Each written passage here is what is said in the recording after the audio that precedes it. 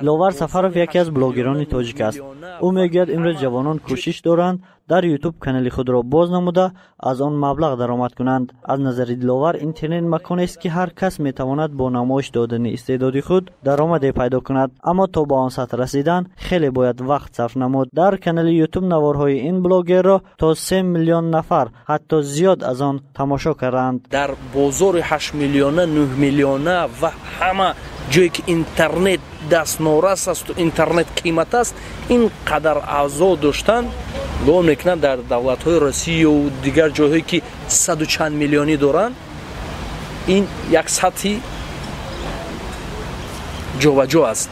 با وجود آن که امروز مردم خیلی زیاد از اینترنت استفاده میبرند، تا کجا معرفت استفاده برای آن را میدانند پاسخ میجوید. دلوار که طول سالیان زیاد در این سمت فعالیت میبرد میگوید با وجود درآمدی خوب داشتن، اینترنت با آبرو و اعتبار شخص نیز بی تاثیر نیست.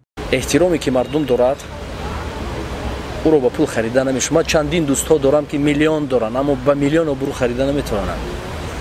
بعدن مغازه ها میرویم، بعدن جای ها میرویم، میشناسن، احترام میکنن، پول نمیگیرن. چیز انا همین برای ما بسنده است.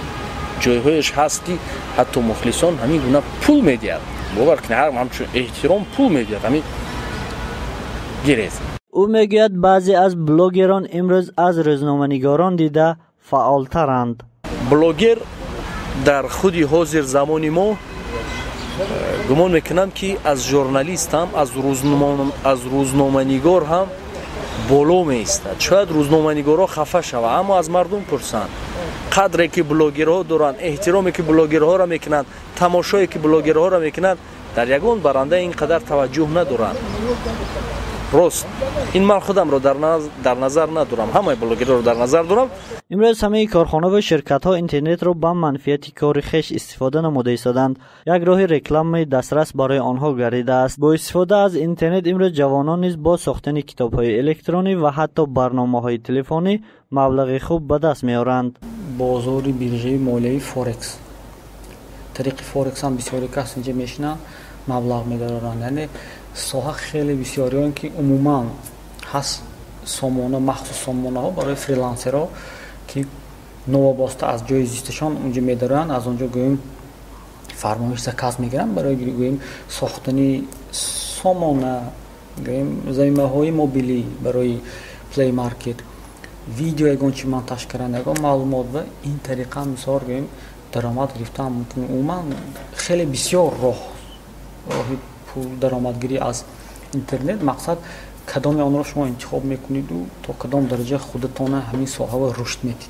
استفاده اینترنت به مقصد هر شخص وابسته است. میتواند شخص را در یک مدت کوتاه مشهور نماید و یا برعکس. سلطان عثمانوف کاربری آزاد میگوید زندگی در اینترنت نظر به زندگی واقعی خطرناکتر گردیده است.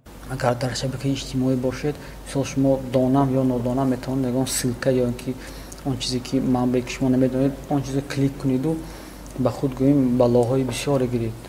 چی به ویروس برآمدنی گوییم کامپیوترتان، چی به پیوستشی به گروه های افراطگرایی یا اینکه گوییم اینجا باز باید هست که دخالت به حیات شخصی هست.